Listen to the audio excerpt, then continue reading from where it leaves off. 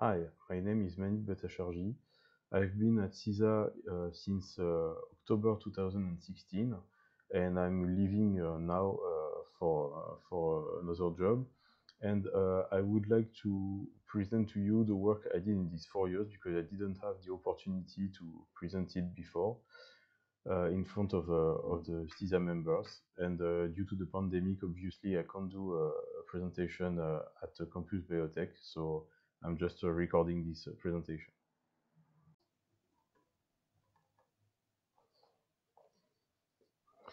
So I'm going to present my project called MetaCons for Metaconsciousness. First, as I told you, I arrived in October 2016 at CISA in the MMEF lab. My subject was computational modeling of consciousness, the goal being to understand better consciousness itself and getting new insights in the psychology of the human mind without using more neuroscience-based models of consciousness. I started from the projective consciousness model, which is a model developed by David Rudroff and published in 2017. And my work took the form of a project, which is both a book to explain to explain the ideas behind the project and a software implementation. Unfortunately, both of those parts of the project are incomplete at this time. So first, here is a short version of my CV. So from 1996 to 1999, I was in high school in Paris. The reason why I explain that will be obvious in the next slide. In 2014, I became an engineer in software engineering. In 2005, I got a master in medical imaging. In 2009, a PhD in brain imaging, where I mostly worked on MRI and microelectrode recordings. In 2010, I worked at General Electric Healthcare on medical imaging software, mostly a CT scanner and MRI. And between 2011 and 2016, I worked as a research engineer in the Grenoble Institute of Neuroscience, mostly on brain imaging, deep brain stimulation, stereoelectroencephalography, and MRI. So why in 2016 did I go to a psychology lab in affective science, so in the CISA? First, before CISA, between 1996 and 2000, I wanted to learn object-oriented programming and C++ with some friends, so during my high school years. And I had an interest for artificial life, notably Conway's Game of Life. Conway is a mathematician who died this year of COVID-19, and multi-agent systems, which were being talked about at the time. And as I was also interested in biology of some animals, like insects, I developed with a small group of friends an artificial ant simulation software, which was based on the observation we did on ants, such as this picture, and also on reading books about these animals. So we developed a software called SuperFourmi, which, as you can see here, can show like here like some kind of map where ants move about. They leave tracks, which are represented here by these arrows, and they can gather food, bring it back to the ant nest, give food to each other, and also develop and explore the terrain. And this was done on a computer of the time, which was 133 megahertz with 64 bytes of RAM. I say that because today we have computers which are about 5,000 times faster than this, which with about also 5,000 times more memory, which is relevant for the complexity of the project that we are trying to do here. Also in 2013, 2015, because I was interested in consciousness in animals very different from humans, I got interested in octopus, and with some colleagues, we did yet unpublished a study of the octopus nervous system through an MRI. So this is an image from that. So the project at CISA was to create a computational model of consciousness. In my opinion, when I arrived, I said that this project would require a full team of diverse specialists for something like 10 years to get to something really interesting. Unfortunately, during my 4 years at CISA, I had very limited resources, both in time, because I was working part-time and I had other tasks, and I worked mostly alone on this task. I started from the projective consciousness model, as I said, which was developed by David Rudroff. Its main elements are a projective geometry, which is used to create like an embodied aspect of consciousness, meaning that the consciousness has a location, a direction, and takes into account what's around it as using perspective. Meaning what's closer is more important than what's further away. It uses active inference, which is something developed by Carl Friston. So the brain is more or less a machine that both makes predictions on the world and how the world will change and how will be the consequences of our actions, but also it tries to minimize free energy, which is more or less surprise, meaning the brain tries to minimize the difference between its prediction and reality. So there are two ways to do that, either by acting on the world or by updating its model of the world.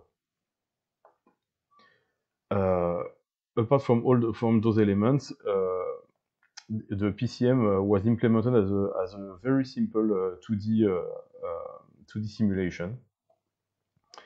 So when I arrived and looked at it, so in 2017, the PCM had a number of limitations. So, for example, it had no semantic construct. So there was no notion of objects or categories. It was just a continuum of pixels, basically. It had a completely unstructured decision making, so no objectives or tasks, only minimized free energy. It had no reasoning. It had very simple learning because it had a world model, so an image of the world basically that would be updated at each time period, but without keeping a trace of what it was in the past. So obviously no notion of time, so no past, and the only projection into the future was what will be the consequence of one action or one and another action after it. It has obviously no episodic memory, very basic emotions. The problem also with the free energy framework for me was what was called the dark room paradox, meaning that if you want to minimize surprise, the easiest way to do it is just to go into a dark room, close the door, and not move at all. So it doesn't explain curiosity, which is something that was treated by the PCM by using what was called multi-layer free energy, meaning not considering only minimizing danger, but also maximizing pleasure or minimizing displeasure, which means that having these multiple things which would be transferred into free energy values could be used to avoid this dark room paradox. The PCM had no social aspects. Some were added on further in the years that followed, notably a basic version of theory of mind. It had only one type of action, which was moving, so it could move in the world. And there was, in the model itself, no distinction between what is conscious and what is unconscious. So, like for example, when you go from one place to another, you can do it consciously, checking every street where you turn, or you can, if it's some place where you are used to go, just walk about, don't even remember how you came to your workplace, for example, because it's just something that is more or less automatic. And obviously, compared to the definitions of consciousness that I had myself when we used the word consciousness, there was no narrative, no meta-consciousness, so the ability to think about your own decisions, for example, and no autonoetic consciousness, which is basically being able to project into the future, remember how you were in your past, and have consciousness of yourself in a way. So I read a lot of things, and I wanted to organize all the notes and the ideas I had and the literature I could find from all the different domains that touch consciousness, which is a lot of domains, mostly psychology, philosophy, neuroscience, ethology also, computer science, AI, sociology, medicine, even anthropology, many of those domains. So obviously, I'm not an expert in any of those domains. I'm not an expert psychologist. I'm not a neuroscientist per se. I'm not a computer science scientist either. But I have some understanding of those domains. So I decided to organize these notes as a book in multiple chapters. One is why build an artificial consciousness, so motivation for this project. The second is what do we mean by creating an artificial consciousness? What does that mean exactly? How do we define consciousness in this context? Third part would be how, so some elements and ideas towards creating an artificial consciousness, which I called metacons, the software itself. Then how would aspects of psychology in the fourth part would be related to the model, meaning, for example, how would a depression look like in the model? How would it be modeled by this model? And last part would be propose some experiments to observe the behavior of the model, either compared directly to humans or just to see if some, for example, social factors would be you would find some kind of behavior similar to what sociology experiments, for example, would show. So first part is why. But basically, I'm just going to make a very short version of what's in the book. If you want to have much more detail, you will have to go see the book that I will probably share later. So why computational modeling?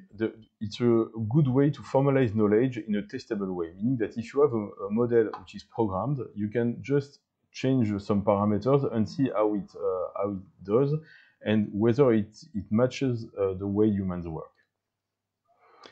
The second reason is that it can lead to testable prediction and new insights, meaning that sometimes we don't really know, let's say, we don't really know why some type of disease or especially psychiatric disease, if they are caused by this or that. Here we can, for example, put some limitations into memory or change the appraisal of different things and see if that gives out the same kind of behavior or emotional changes that we can observe in humans.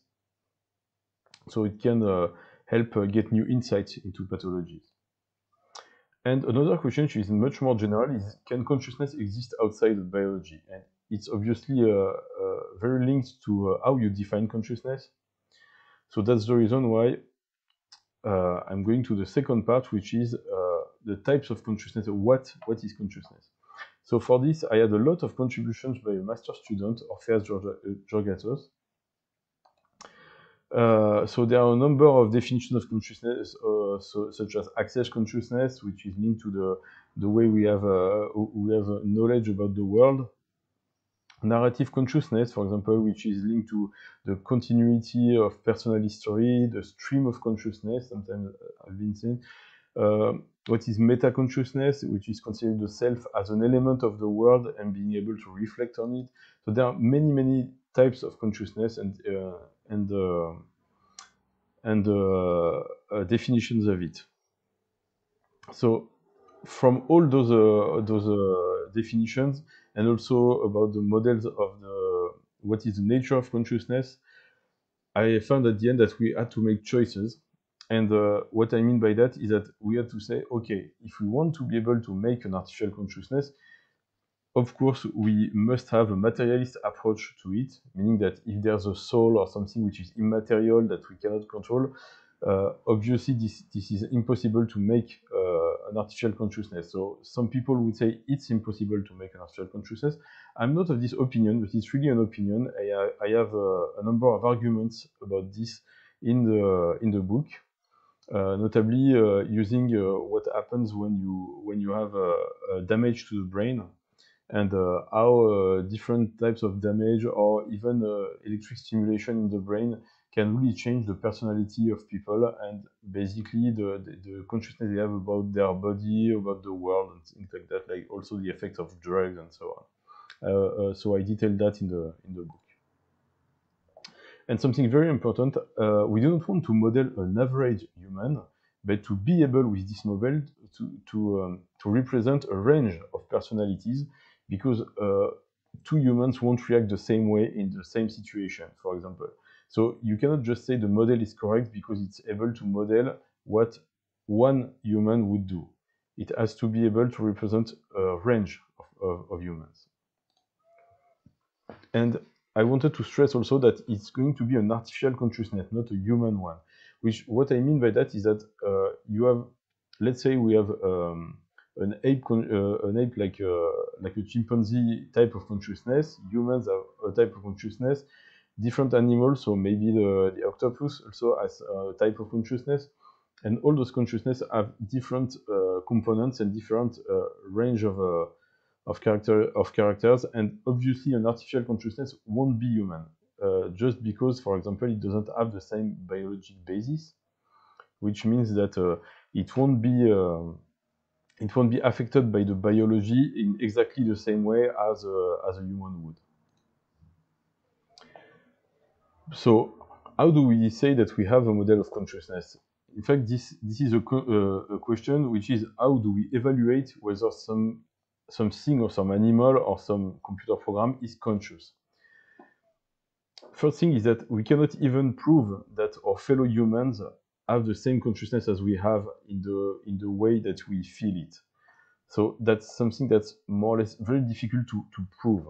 We can just assume that humans who act the same way that we do have the same brain or something like that. We have a number of elements that seems to show that these humans would behave their own way because they have the same type of consciousness that we have, but it's an assumption we make. In my opinion, consciousness requires a combination of cognitive abilities, and it's multidimensional. You have emotional aspects, cognitive aspects, you have a motivation, like curiosity, for example, which are all parts of this idea of consciousness. Obviously, we will take biological life as a basis. And I think that human specificity, I have some more details about this in the book, but emerge from a combination of evolved capacities. For example, we thought for a long time that humor was human specific, but in fact, no, there are some chimpanzees who make jokes and things like that. There are multiple things that we thought were specifically human, which in fact exist also in animals. So the idea is that how do you test for consciousness? The very first thing that springs into mind is the Turing test, which is basically to try to discuss, to make a dialogue with the artificial consciousness, and if you cannot find out whether this artificial consciousness is artificial or if it's just a human answering your questions, you are facing someone or an artificial consciousness which is indistinguishable, from a human. But this test is based almost only on verbal communication, and so many people have tried to devise a better test. I mean, more thorough test. There's a lot of discussion between what's intelligence versus what's consciousness. I mean, I also talk in the book about the relationship between those two notions. So through which criteria do we evaluate the model, as well as how do we evaluate it in animals? Yes, for example, in October 2020, so rather recently, Birch and Hall and colleagues proposed an interspecies evaluation of consciousness. It's not really like a completely a questionnaire or something like that. It's a multidimensional way to evaluate consciousness in different animals, and I think that's the direction we have to take. And I wanted to propose by myself also some kind of scale like this, but it's rather incomplete as of now. So the MetaCons model itself, what are the properties it must have? So first, it must be embodied, meaning that it has an internal state, like for example, to be hungry, to get thirsty, to have a mood, for example. It has to have a position in space and time. The MetaCons model has to have perception, obviously, with bottom-up and top-down attention-based filtering. What I mean by that is that you have perception of the world through your senses, but your senses are not completely passive. They filter what gets to your mind, to your conscious mind at least. And this is through attention. And attention can be both bottom-up, meaning when there's an alarm sound or a flash or something really really relevant that happens, your sense will call your attention to it. And top-down, meaning when you are focusing on, for example, you're searching for an object, in that case, your attention is focusing on it, and it's top-down, so from your consciousness to your senses that filters the thing. The model must have also actions, so be able to, for example, walk, eat, catch an object. It has to have a semantic world model. What I mean by that is that to have structured semantic knowledge. For example, banana is a fruit, banana is eatable, for example. This is structured semantic knowledge. It has to have also a pre-appraisal of semantic object, meaning that it has to have a quantity of knowledge about, for example, a banana is not dangerous. It's not the appraisal exactly in a context, in a situation, but it's still knowledge about the object. It has to have a spatial model of the physical world, so how objects are located, the shape and volumes of objects. It has to have also timing information, mostly about where someone was, where someone is, where one object is, or something like that. And where, when, obviously, when did I see this person last time?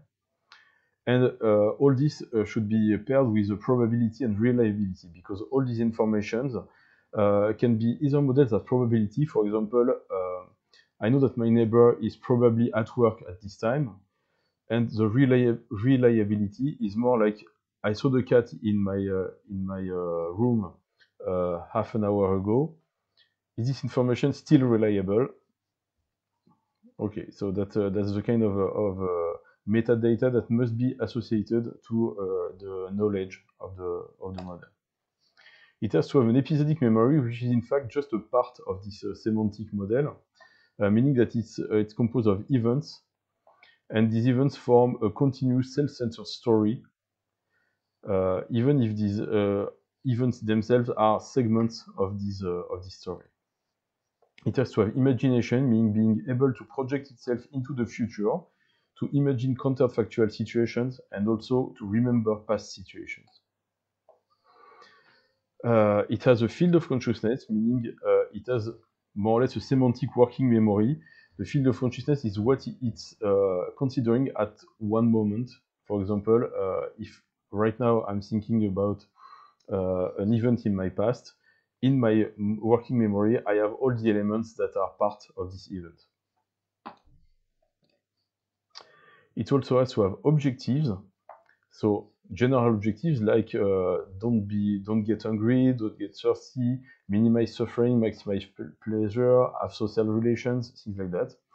Specific objectives like I want to get this apple and eat it, that can be decomposed in tasks. So move towards the kitchen, get an apple, and put it towards your mouth and bite in it. These objectives have time constraints, and task dependencies, such as external and internal constraints. What I mean by external constraints is that sometimes you cannot do something due to the I don't know. For example, you want to eat but there's no food, and you also some internal constraints. Which I mean by that, you are too tired to do this, or you need to you need to spend some time. There's an energy cost, for example, to take into account. And these objectives will be managed by a scheduler, basically. So you have to prioritize which goals you are going to try to accomplish. And this is more or less the same kind of problem that computers have when you are trying to schedule a number of tasks, for example, on a processor, and you have multiple software running. How do you prioritize and schedule the tasks? Basically, the same thing in this model. The model must be able to appraise situations, meaning to give a score to situations. So what the PCM used was free energy. For me, free energy might be not the best way to do this type of scores. This is something that's extremely well known in basically any multi-agent models or robots or everything, where the goal is usually to minimize a score, a quantity. I think we should stay with something like that. So there are multiple factors to assess. For example, goal-related factors. I want to do this, but this is an obstacle. You have danger, for example. You have pleasantness. You have social acceptability of an action, for example. You have the need to compare situations and actions. There is spatial and time-weighted perspective. What I mean by that is that if you have a very dangerous snake, but it's something like 20 meters from you or behind the glass, it's not dangerous, okay? And the time-weighted perspective, it's linked to a notion in psychology called future discounting. The example which is easy to take is, for example, smoking. You know you have a cancer risk and you have immediate pleasure, for example. And in that case, you have a tendency to not give that much of a weight to the long-term consequences compared to the much shorter time frame pleasure. This appraisal situation is really linked to decision making, and I had a lot of help from Fabien Pavie, which is another master student, who made a report on decision making during his stay at CISA. So the MetaCons model also has emotions, but for me, emotions are not something that must be that explicitly programmed.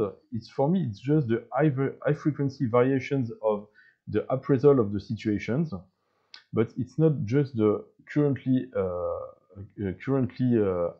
appraisal. Sorry, it's also the past appraisal. So if you had a very bad situation before, you can still be sad. You have what is expected. For example, you can be hopeful because you expect that the next appraisals will be positive. And you have also what is past expected. What I mean by that is that if you expected a situation to be extremely bad and it turns out good, the past expectation being wrong will get you, for example, a sensation of relief. Mood, for me, is also in the continuum of emotion. It's a lower frequency understanding of this signal, if you see it as a signal. What I mean is that it's like emotion is a reactive, rather fast expression of this nature, and mood is the same thing, but smoothed out on a longer period. And the different types of variation of appraisal, present, past, expected, and past expected, can be clustered in similar experience, and clustered into semantic categories. So what we call fear, what we call pleasure, what we call disappointment, things like that. The MetaCons model must have also learning process. So different types of learning, in fact. For example, associative learning, when you have all the time a pleasant experience when you are with someone who you will associate this person to the pleasant experience. You have reasoning, which is really more formal. You have generating questions. For example, when you start getting curious about something, you will imagine new questions. So try to see what knowledge you are lacking and try to get it. And there's also what they call clustering and template extraction to generalize from experience. What I mean is that if you go, you see, I don't know, different types of animals, and each time you see an animal, you get an allergic reaction, you will say, okay, I'm not allergic to this animal, but to this whole class of animals. So you generalize a number of personal experience to a more principle, to principle knowledge. And of course, there's a very big part also, which would be social relation. So you have to have a model of relationship. For example, the people who are in your group versus outside your group, how you model the trust you have in someone. You have the theory of mind idea, which is the idea that you could project yourself in the shoe of others and predict how they are going to act and how they're going to feel, for example. Empathy could be seen as a shared emotional state. Which is also very useful in humans and should be implemented in a model. And there's obviously a transfer of information. So in humans, it's usually verbal language, but you also have non-verbal cues. And this also implies that you have to select the information you're going to transmit to the others, because you can want to hide things or to lie to get an advantage, for example, or to ask questions to get some information. So all those elements should be in the MetaCons model. So first, technically, now I'm going to present the implementation of the software. So first, the global architecture of the software. The idea is that even though the computers are 5,000 times faster than what I had when we did the Ant simulation, we are going to make a model which is extremely complex and will require a lot of processing power and memory. So for this, we will still need to use parallel execution, meaning using maybe multiple computers, a cluster of computers, or inside one computer, multiple CPUs or something like that, multiple cores. So I designed the global architecture, which is this one. It's based on message passing architecture.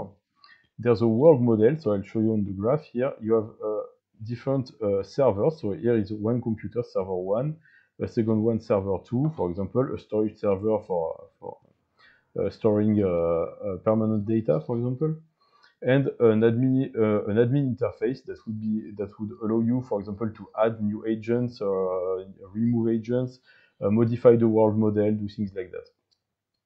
So on each computer, you would have a MetaCons server with a MetaCons dispatcher inside. The dispatcher is what takes care of receiving and sending messages from one component to another. And in those components, you have, for example, agents. So here you have agent 1, agent 2, agent 3, agent 4, and so on. You have a world model, which represents the world in which all these agents are evolving. And you have some different service that can be, technical service that can be added. Here you have a Unity listener, which goal is just to send display information to a virtual reality system with a game engine called Unity 3D, which will basically display what's happening in there in a 3D graphical world. So the agents themselves, as is shown here, can run multiple parallel tasks. For example, you can have memory process that run by themselves in a non-conscious way, for example. You have perception process, you can have a number of things that can run from outside. You have, it's not in the schematic, but you have also modifiers, so you have some parts which can be running, for example, to update the world model, like make plants grow in it so that it evolves with time. The data structures that were used then for the agents mostly, and also the world model, is you have semantic graphs like this. For example, Snoopy belongs to Charlie Brown. Snoopy is a dog is an animal is a living thing, and Charlie Brown is a human, which is also an animal and a living thing. So this is the way all the semantic information is represented with graphs like this one. You have also spatial trees and time tree. So an example of time tree here is you have eternity, which is composed in prehistory, history, personal life, and long-term future. Personal life being composed in childhood, adolescence, adulthood, old age, so on. And each of those being representing a number of events in your memory. That's an example. You have a spatial tree. It's something which is very often used in game engines, for example, which is how to separate the whole world model in different regions and smaller regions in them, and put all the relevant objects in a computationally efficient way to access them. There are also some structures to store the multi-layer appraisal of situations or objects. And the communication between all of those parts is done through message in the JSON format. What's the current state of the implementation? So it's been implemented in C++ 20. I mean, it was C++ 17 when I started. Now there's C++ 20 modifications. So the basic infrastructure currently works. So all these server and dispatchers worked, but they are limited to one computer and there's no admin interface for the moment. The world model, there's a basic semantic graph structure that work with the spatial representation. There are some basic agents that I will show you later. Basic agents that represent, for example, a wandering sheep that work. The world model modifiers do work, so there are some modifiers that will update the world model as time goes on. There's a basic visualization system using Unity 3D for the models. The MetaCons agents themselves, they do have local visual perception of semantic of the entities. They can do a basic appraisal of their field of consciousness, so what's around them, basically. As for the PCM from right now, they still have only one action, which is move. The choice of action is to minimization of the expected appraisal. So they compare the actions they could make and what they expect the appraisal to be, and select the one which is more positive, which lowers the score as much as possible. They can update their own internal world model. Even though this is not completely implemented yet. The episodic memory is not implemented yet, meaning there are some elements towards it, but it's not working yet. And there's no social interaction yet in the model. So, some examples about what I mean by psychology metacons. For example, how would depression be described in this model? There are much more details about the model, obviously, in the book.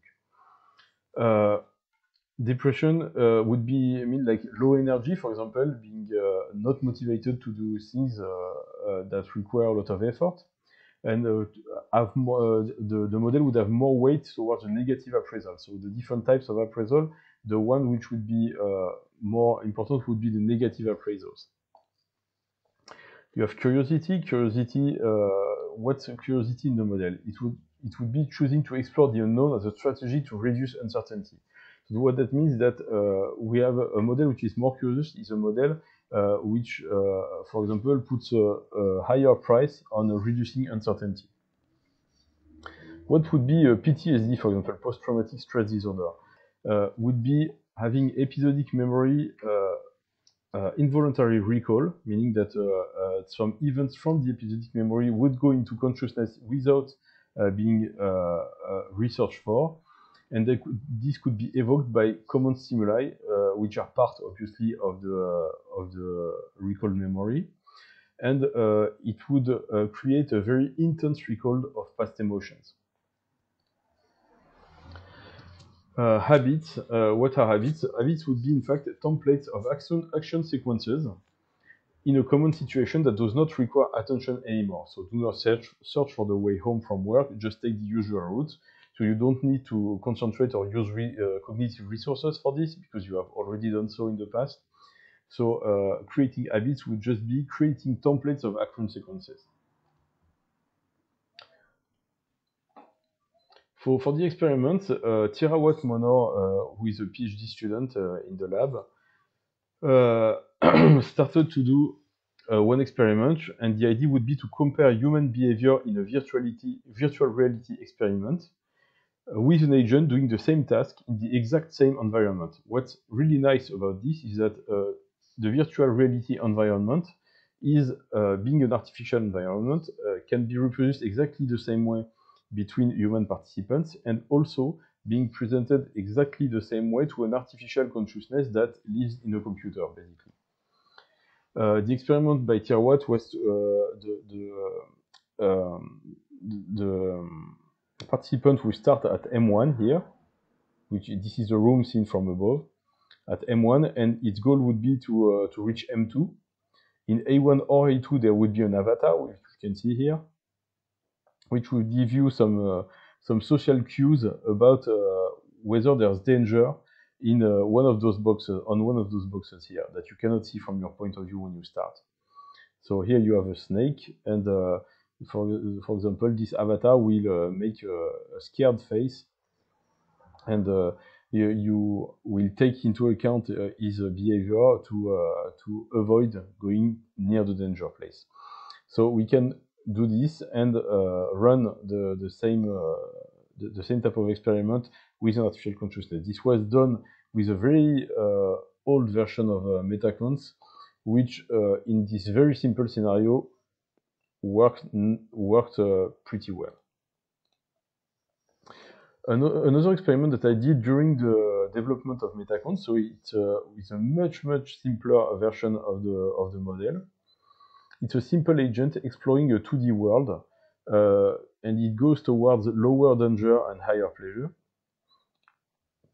And it's the goal is to implement a very basic episodic memory, so to segment events in the continuous experienced time, and segment these events from the variations of appraisal.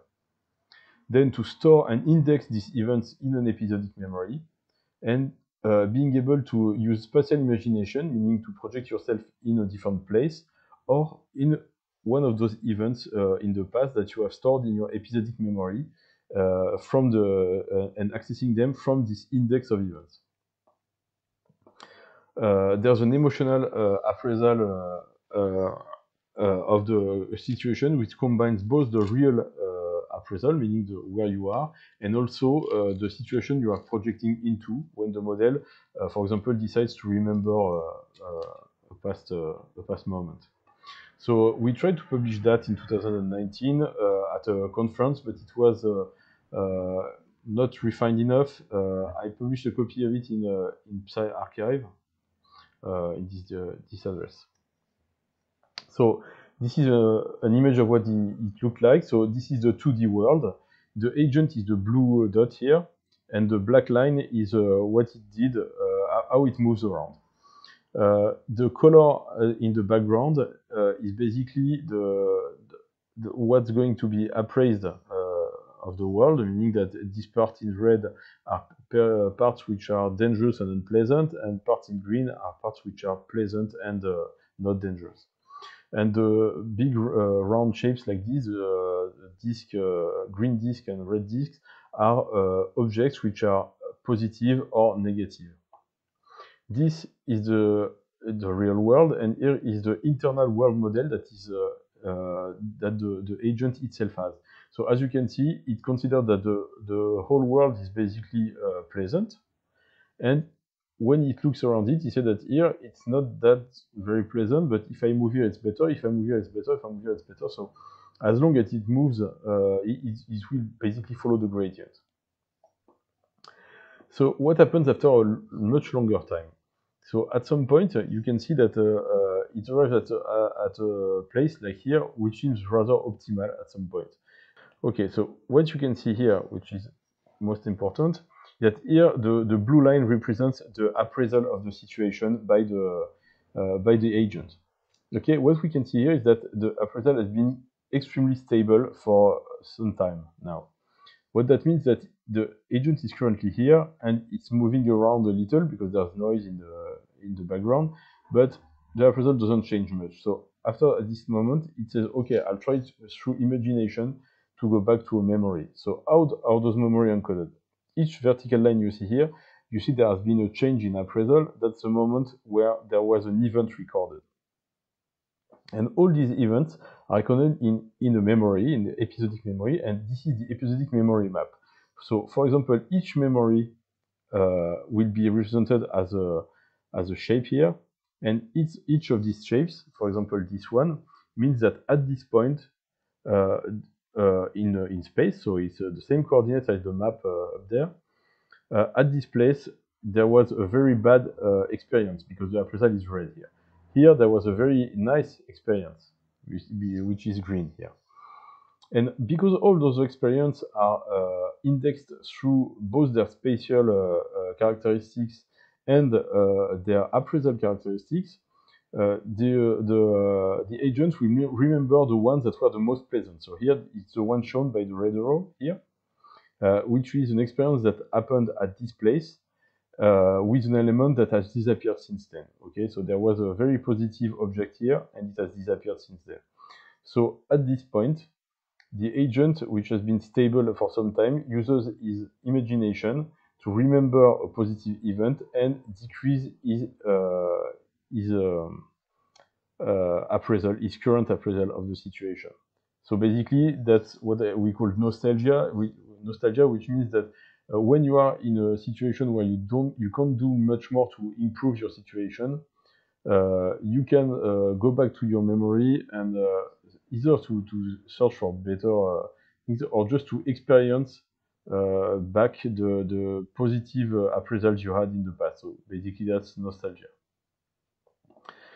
And another idea I had much more recently, which I wanted to use to develop the MetaCons model itself, was to explore how personal experience from random events can generate beliefs that can then be reinforced through social transmission. So what I mean by that is that in a world where agents have to find food, for example, and where lightning is a danger, there are also sheep wandering in the world.